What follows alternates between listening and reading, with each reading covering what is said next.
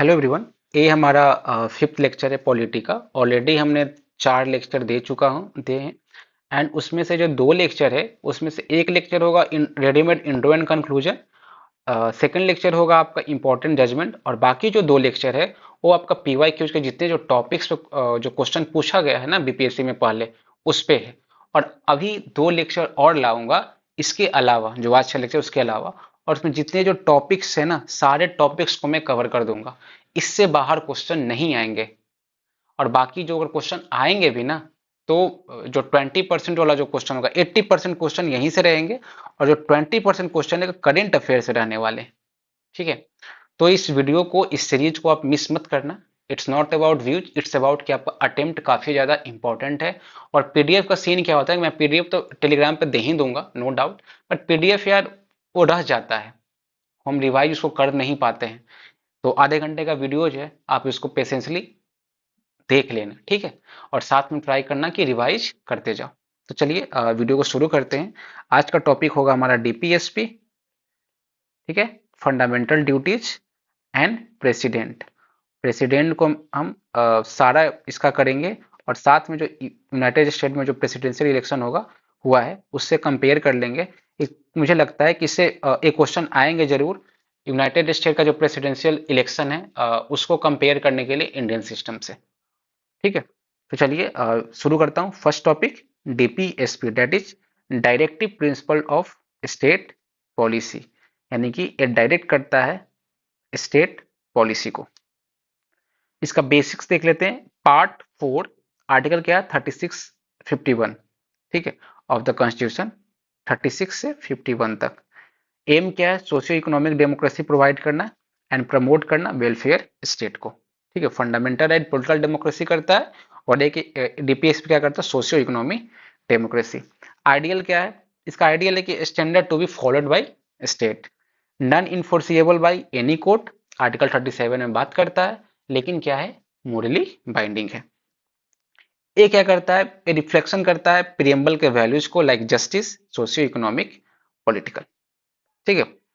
DPSP code देख लेते हैं। DPSP are the novel feature of the constitution, doctor Bhimrao Ambedkar. काफी बढ़िया कोड है, आप इसको एग्जाम में यूज कर सकते हो।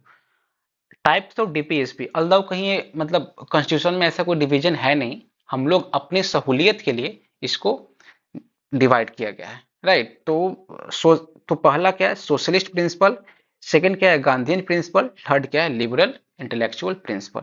और इसी में अलग अलग जो आर्टिकल्स हैं डीपीएसपी का, उसको डिवाइड करके रखा हुआ है ना। अब देख लेते हैं इंपॉर्टेंट आर्टिकल्स। अब क्या करना, आंख बंद करना और ट्राई करना कि क्या क्या इंपॉर्टेंट आर्टिकल्स है सारे डीपीएसपी का, लाइन से आप उसको ट्राई करना मेरे साथ रिकॉल करने का। ठीक है, तो चलो शुरू करते हैं। आर्टिकल 38 क्लॉज 1 क्या बात करता है, justice, socio economic, political. Article 38 clause 2 बात करता है reduce inequality in income, status, facility and opportunity. Article 39 clause 1 बात करता है right to livelihood for all citizen. Article 39 clause B, distribution of material resources for the common good. Article 39 clause C, prevention of concentration of wealth. Article 39 clause D, equal pay for equal work for men and women. Article 39 clause E, protection of workers health. Article 39 clause F, protection of children from exploitation. Article 39 clause A बात करता है equal justice and free legal aid. It's clause नहीं, article 39 A. ठीक है, article 39 A equal justice and free legal aid. Article 40 बात करता है organisation of village panchayat. Article 41 बात करता है right to work, education, public assistance in certain cases. Article 42 just and human condition of work and maternity relief. ये women से related अगर कोई क्वेश्चन आए ना, तो ये वाला आर्टिकल आप जरूर यूज करना, आर्टिकल 42। आर्टिकल 43 living wage, decent standard of life for all workers. Article 43 A भी है, अगर इनकम इनइक्वालिटी पर कोई क्वेश्चन आ जाए तो आर्टिकल 43 जिक्र करना, कैसे मेन एंड वुमेन के बीच में अभी भी इनकम का गैप है सैलरी में। ठीक है, तो इसको क्लॉज को यूज जरूर करना। Article 43 A, workers participation management of industries. Article 43 B, promotion of cooperative societies. Article 44 very very important, uniform civil code. Article 45 है early childhood care and education for children below 6 year. Article 46 promotion of educational and economic interest of SC, ST and weaker section. Article 47, duty to improve nutrition, standard of living and public health. Article 48, modernize agriculture and animal husbandry, prohibit करता है cow slaughter. Article 48A, protect and improve करता है environment, forest and wild life को. Article 49 बात करता है protect monuments and place of national importance. Article 50 बात करता है separation of judiciary from executive. Article 51 करता है promote international peace, security, respect for international law. Importance देख लेते हैं. तो इंपॉर्टेंस में मैंने अलग अलग सब हेडिंग दे दिया. Social benefits, governance benefit and legal importance. तो सोशल बेनिफिट में देखते हैं. एक क्रिएट करता है equal society by promoting justice. Article 38 establish करता है socialist pattern by preventing extreme individualism and communism. ठीक है. ये क्या करता है, एक्ट करता है as educating guide for those in power. ठीक है. फैसिलिटेट करता है all round development toward socio economic justice and democratic socialism. इसमें एक एग्जांपल के तौर पे यहाँ देख सकते हो. राइट टू एजुकेशन एक्ट क्या करता है, प्रमोट करता है एजुकेशन फॉर वीकर सेक्शन, जो कि किस आर्टिकल से बात करता है, आर्टिकल 46. अगला देखते हैं गवर्नेंस बेनिफिट क्या है. फंडामेंटल टू गवर्नेंस है, आर्टिकल 37. अल्दो क्या है, नॉन जस्टिसेबल है बट फंडामेंटल है गवर्नेंस के लेके. ठीक है. सप्लीमेंट करता है फंडामेंटल राइट को to achieve constitutional vision, that is all type of जो डेमोक्रेसी, सोशियो पॉलिटिकल इकोनॉमी, सारे टाइप के जो डेमोक्रेसी उसको अचीव करने के लिए. ठीक है. प्रोवाइड करता है यार्डस्टिक टू जज गवर्नमेंट परफॉर्मेंस एंड पॉलिसी. ये दिखाता है कि अगर कोई भी गवर्नमेंट को अगर आप देखना है ना कि बिहार स्टेट कितना, इसका जो गवर्नमेंट का पॉलिसी है कितना बढ़िया है, तो आप डीपीएसपी का आर्टिकल उठा कर देखना और बिहार गवर्नमेंट का जो एक्ट पॉलिसी जो भी है स्कीम्स है उसको उठा कर देखना. अगर मैच अगर कर रहा है तो डेट मीन्स वो क्या है, राइट डायरेक्शन पे है वो स्टेट. समझ गए ना, एज पर टीपीएसपी. ठीक है. Public opinion and pressure. जो पब्लिक ओपिनियन क्या करता है, प्रेशर कर, public opinion pressure act as individual force, encourage करता है गवर्नमेंट को कि कंप्लाई करें डीपीएसपी को, है ना. फैसिलिटेट करता है रियलाइजेशन ऑफ वेलफेयर स्टेट. इसमें कुछ समझाने की जरूरत तो होगा नहीं. आई होप आप लोग ऑलरेडी पढ़ चुके होंगे, आप एज ए रिविजन ही इसको यूज कर रहे होंगे. लीगल इंपॉर्टेंस में देख लेते हैं.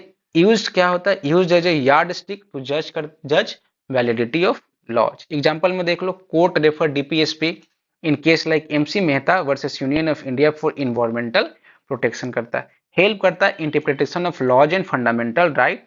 फुलफिल करता है international obligation like united convention on right to development. अब देख लेते हैं ये फंडामेंटल एंड डीपीएसपी क्या है, कंप्लीमेंट्री एंड सप्लीमेंट्री है. कैसे, यहां पे देख लो. जो ऑस्टिन साहब है ना, ग्रैनविल ऑस्टिन, ये बात करते हैं fundamental right and directive principle form the conscience of the constitution. काफी इंपॉर्टेंट कोट है, इसको आप कर लेना, याद कर लेना और एग्जाम्स में कोट करना. और ये जो फंडामेंटल राइट एंड डीपीएसपी ये जो कोट है ना, इसको इस पे आप ब्रेन स्टॉर्मिंग जरूर जरूर करना कि कैसे करता है कॉन्साइंस ऑफ द कॉन्स्टिट्यूशन, कैसे फॉर्म करता है. इस पे आपका कुछ पॉइंट्स कलेक्ट होना चाहिए, क्योंकि शॉर्ट टाइप क्वेश्चन में अगर क्वेश्चन को टफ करेगा ना तो इस टाइप का क्वेश्चन आपसे पूछ सकता है. ठीक है. फिर देखते हैं केरला एजुकेशन बिल केस आया था 1957 में. ये इवॉल्व किया था principle of harmonious construction. 25th constitution amendment act 1971 insert किया है article 31C to protect laws. उसके बाद implementing article 39 clause B and C. ये दोनों आर्टिकल को इंप्लीमेंट करके आर्टिकल 31C को इंसर्ट किया गया है. तो इसे क्या करना है, डीपीएस पे फंडामेंटल राइट दूसरे का हेल्प कर रहे हैं.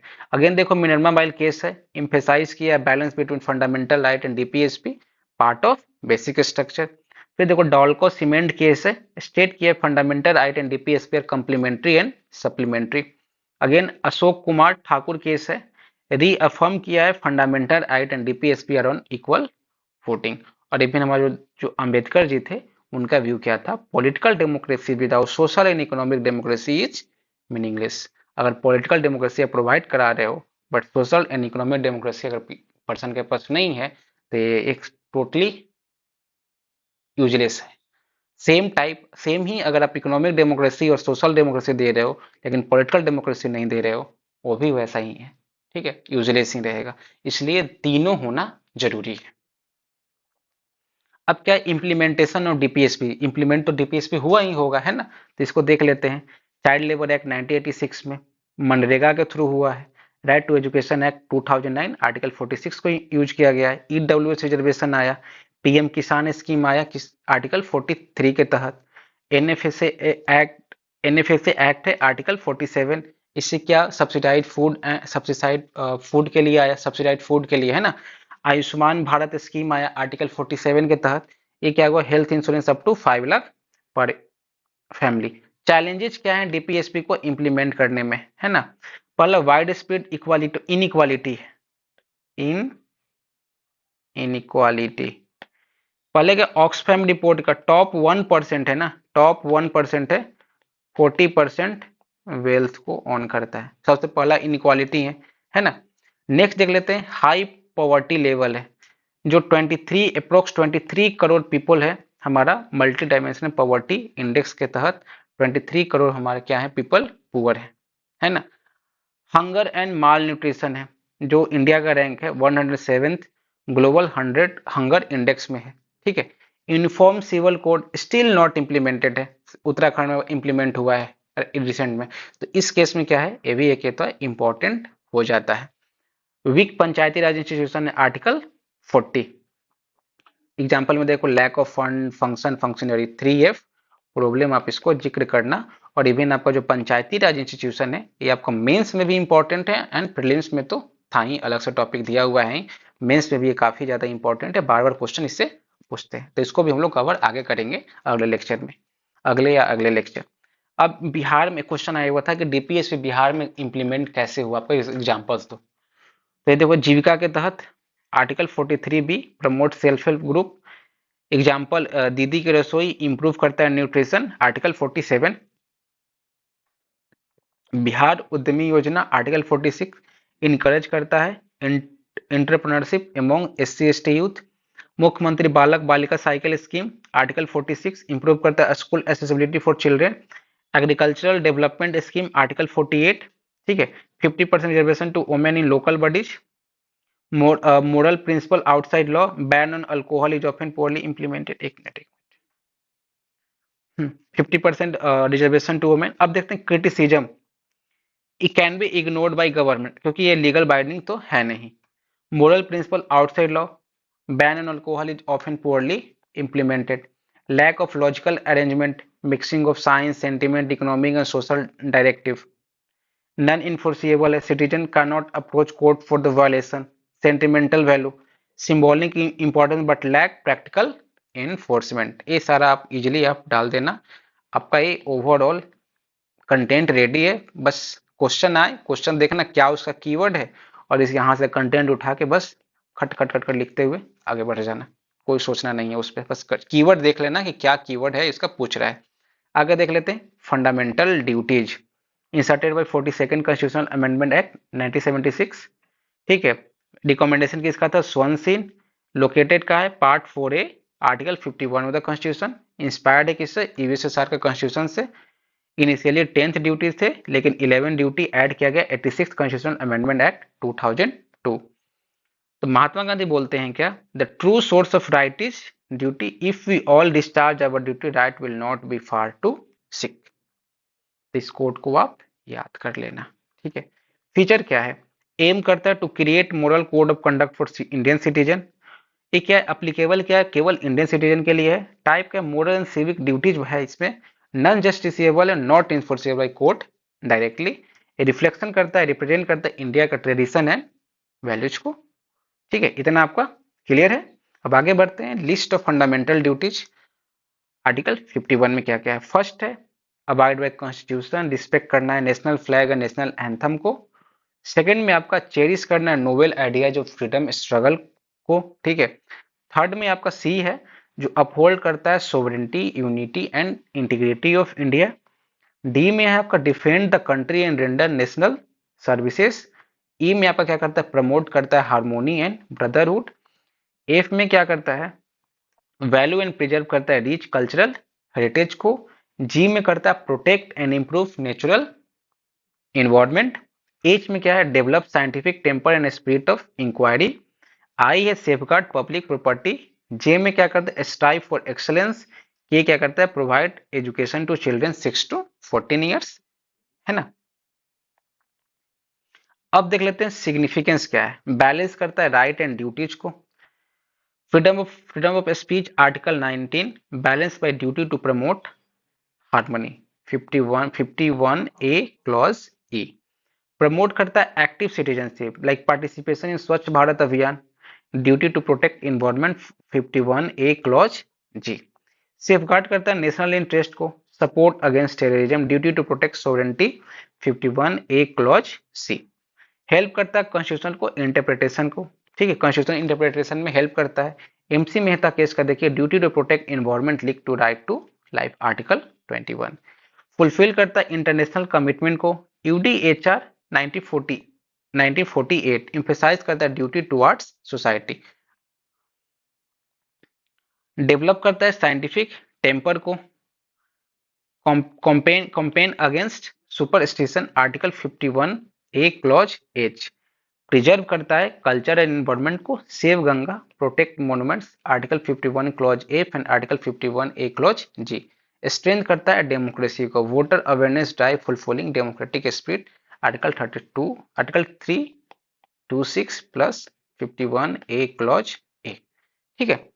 अब बात करते हैं इसमें कोड देख लो तो a citizen without a sense of duty is a burden on society. Doctor Bhimrao Ambedkar. अगर पास ड्यूटी नहीं है, आपके पास वो सेंस नहीं है, तो आप एक बर्डन हो सोसाइटी पे, ठीक है। तो इसलिए आपको सारे ड्यूटी को फॉलो करना था, आप भी बर्डन रहोगे। Sorry for the joke. आगे देख लेते हैं सुप्रीम कोर्ट का judgement. MC Mehta versus union of India. ये क्या कहता है duty to protect environment is linked with right to life article 21 में। रंगनाथ मिश्रा कमीशन 2027 रिकमेंड करता है fundamental duty should be legally enforceable where possible. Criticism देख लेते हैं।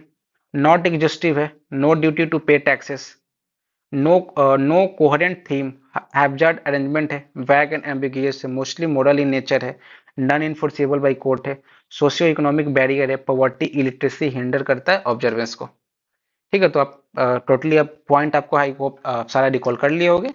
अब आगे देखते हैं अगला जो टॉपिक है हमारा वेरी वेरी इंपॉर्टेंट, इसको मार्क कर लेना VVIP. Very very VV very very important VVIQ, sorry P नहीं, वेरी वेरी इंपॉर्टेंट क्वेश्चन। अब देखते हैं United State presidential election versus Indian presidential election. Type of election देख लेते हैं। यूएसए में क्या है इनडायरेक्ट इलेक्शन है, electoral college, citizen first elect electors, जो इलेक्टोर्स है उसको फर्स्ट इलेक्ट करता है। इंडिया में क्या है इनडायरेक्ट इलेक्शन है, ठीक है, elected MP and MLA vote करते हैं डायरेक्टली, ठीक है।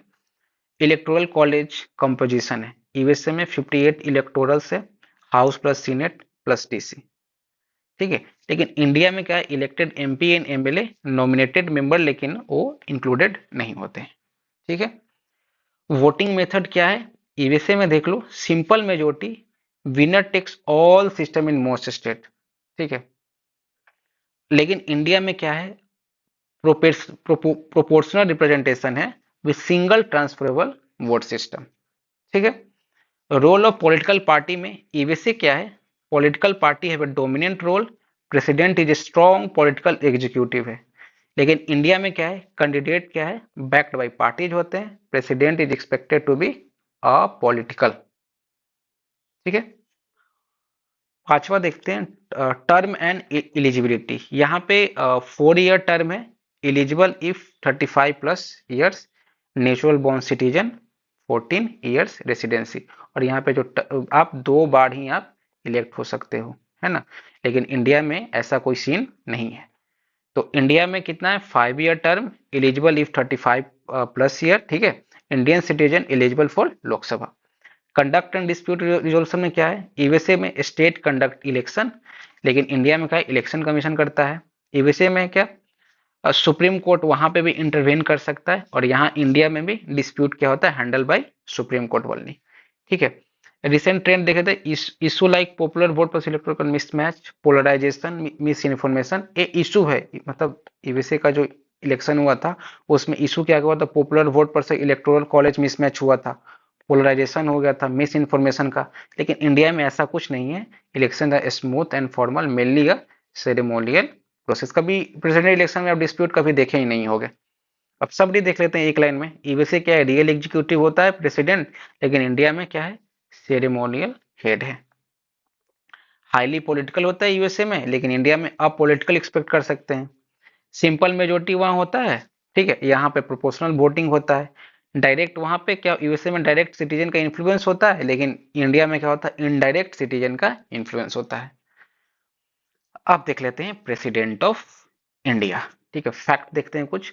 First citizen of India, head of state, supreme commander of armed forces, nominal executive head, symbol of unity and integrity. याद हो गया होगा, first citizen of India, head of state, supreme commander of armed forces, nominal executive head, symbol of unity and integrity. कैसे, क्योंकि वो एक होते हैं ना, पूरा कंट्री का सिर्फ एक प्रेसिडेंट है। अब कुछ आर्टिकल्स मैंने दे दिया है, ये आर्टिकल्स अगर आप रिटेन कर पाओ तो वेल एंड गुड। आर्टिकल 52 क्या बात करता है, प्रेसिडेंट ऑफ इंडिया।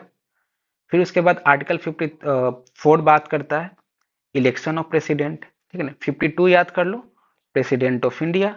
लेकिन जो 52 है उसके बाद 54 का हम लोग बात कर लेंगे, वो बात करता है इलेक्शन को लेके। अब इलेक्शन को लेके तो बात करता है, लेकिन उसके बाद क्या करें, मैनर्स का भी बात करें कि इलेक्शन कैसे होगा, तो मैनर ऑफ इलेक्शन हो जाएगा 55 में। फिर उसके बाद हम पता करेंगे कि अच्छा इलेक्शन होगा, अच्छा प्रेसिडेंट का टर्म ऑफ ऑफिस देखते हैं, तो क्या बात करेगा आर्टिकल 56 में। फिर उसके बाद हम क्वालिफिकेशन का वहां जिक्र करेंगे, तो क्वालिफिकेशन किस में जिक्र करता है, आर्टिकल 58 में। आर्टिकल 60 क्या है, ओथ एंड अफर्मेशन, ठीक है। आर्टिकल 72 क्या बात करता है, pardoning power and so on. बहुत सारा आर्टिकल मैंने यहाँ दे दिया है, आप एक बार पॉज करके वीडियो को पढ़ लेना, ठीक है। अब देख लेते हैं पावर ऑफ प्रेसिडेंट, देखते हैं एग्जीक्यूटिव पावर क्या है प्रेसिडेंट का। मैंने यहाँ पे भी हेडिंग दिया है, और अलग अलग हेडिंग में अलग अलग पावर हम लोग पढ़ेंगे। तो पहले एग्जीक्यूटिव पावर देख लेते हैं। Executive authority article 53, executive power क्या करता है, वेस्ट करता है प्रेसिडेंट में। ये क्या करते हैं, अपॉइंट करते हैं पीएम एंड मिनिस्टर को आर्टिकल 75 के तहत, ठीक है।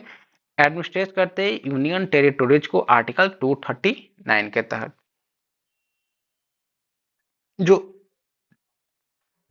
जो यूनियन टेरिटरी है उसको एडमिनिस्टर करते हैं कैसे, थ्रू एलजी के थ्रू, ठीक है।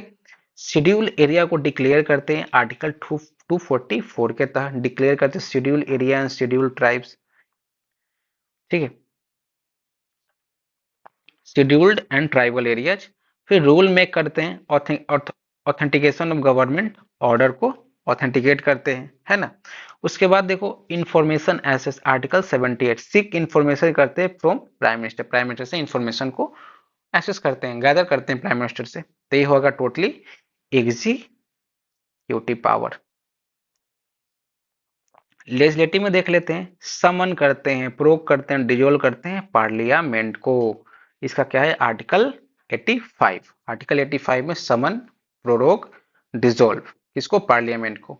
आर्टिकल 86 में क्या करते हैं, एड्रेस करते हैं पार्लियामेंट को, राइट, ठीक है, पार्लियामेंट को एड्रेस करते हैं।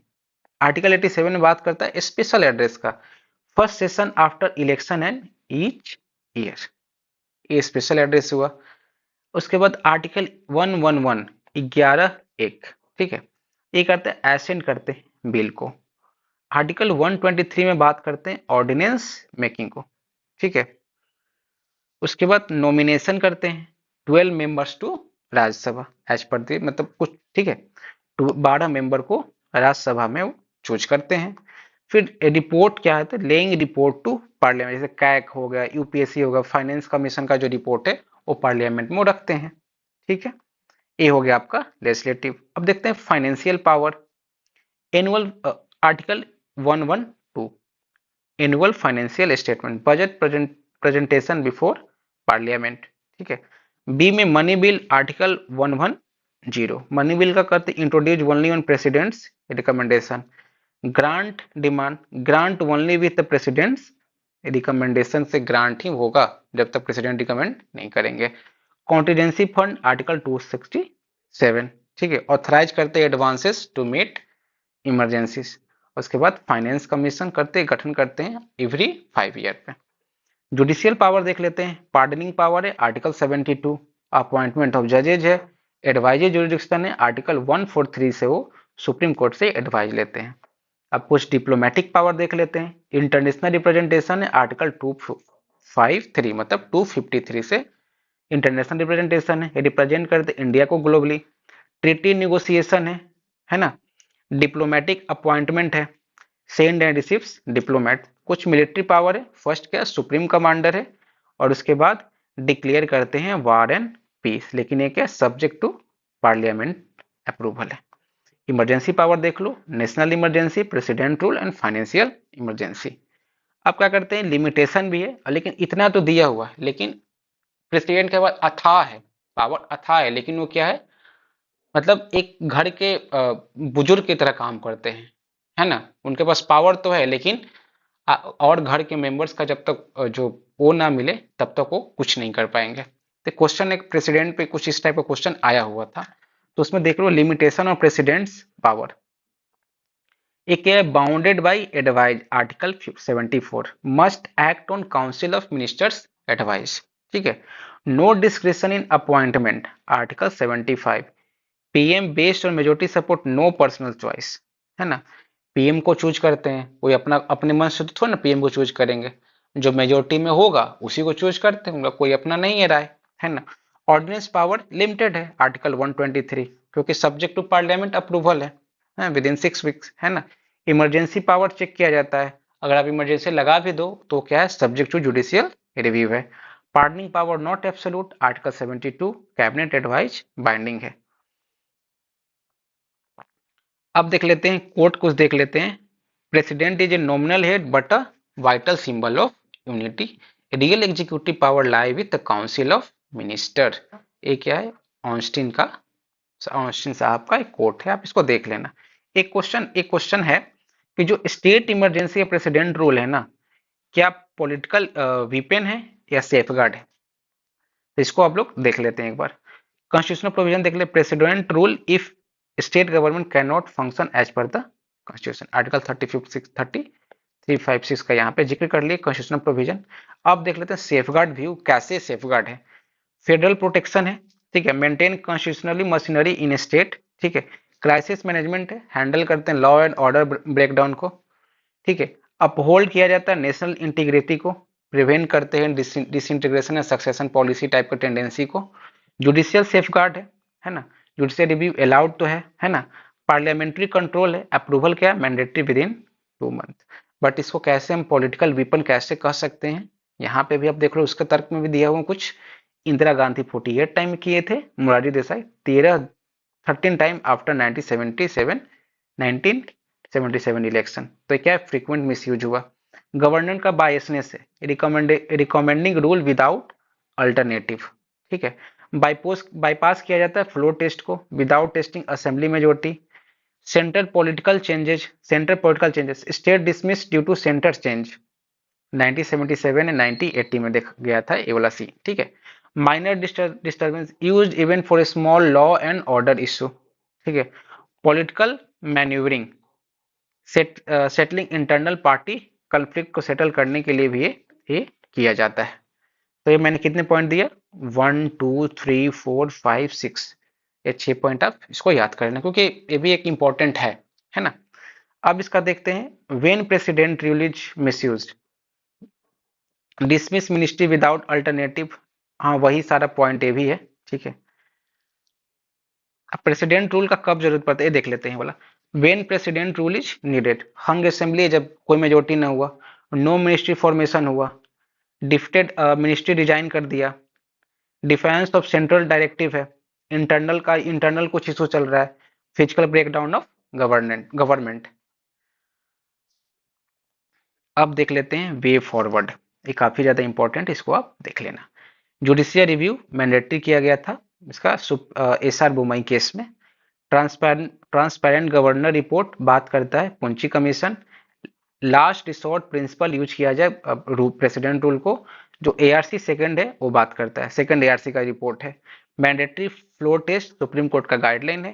गवर्नर का क्या होना चाहिए, न्यूट्रल होना चाहिए, सरकार या कमीशन का। अभी एक दो दिन पहले कुछ सुप्रीम कोर्ट का ना कुछ रूलिंग आया है गवर्नर पे, वो मैं उसको फॉलो नहीं कर पाया हूँ, आप उसको एक बार देख जरूर लेना, ठीक है। गवर्नर को लेके काफी इंपॉर्टेंट हो सकता है आपके एग्जाम के लिए, आप उसको कोट कर सकते हो अगर गवर्नर पर कुछ क्वेश्चन आता है तो। कोडिफाइड ग्राउंड फॉर इम्पोजिशन, ठीक है, आप उसको ग्राउंड को आप कोडिफाइड करना जरूरी है, ठीक है। स्ट्रेंथ करता है strengthen federalism, empower inter state council को क्या करता है, इंपावर करने को, ठीक है। अब एक कोर्ट है, article 356, article 356 was meant to remain a dead letter, doctor Bhimrao Ambedkar. President rule often use for political gain than genuine constitutional favour. ये आप टोटली अगर एक कोट अगर आता है तो आप इजिली एग्जाम्पल में जो मैं पॉइंट्स दिया हूँ अभी ना कि अगर सेफ गार्ड है तो कैसे सेफ गार्ड है ना, अगर पॉलिटिकल एजेंडा है तो कैसे है, आप टोटली यहाँ पे इसको यूज करके और जो वे फॉरवर्ड दिया हूँ उसको यूज करके आप टोटली इसको आंसर को कंक्लूड कर सकते हो। तो ये होकर टोटल लेक्चर का कंप्लीट होता है। अगर चैनल को सब्सक्राइब नहीं किया तो चैनल को सब्सक्राइब जरूर कर देना, और बाकी अगर कुछ भी डाउट हो तो कमेंट सेक्शन में आप कमेंट कर सकते हो, और पीडीएफ आप टेलीग्राम से डाउनलोड कर लेना। 2 लेक्चर और लाऊंगा और आपका पॉलिटी खत्म, साइंस खत्म हो गया, साइंस एंड टेक का जितना जो स्टैटिक्स पोर्शन था वो खत्म हो गया, पॉलिटी भी खत्म हो जाएगा। अब आपको ज़्यादा टाइम नहीं लगेगा, 5 से 6 दिन में ट्राई करूंगा कि सारा सब्जेक्ट आपका कवर अप कर दूं, ठीक है। तो आप लोग पढ़ते रहिए, 3 घंटे का जो है 3 घंटा रोज लिखिए जरूर, क्योंकि वहां पे हाथ लॉक हो जाता है, पेन करता है, तो वो चीज़ें नहीं होना चाहिए, ठीक है। Thank you.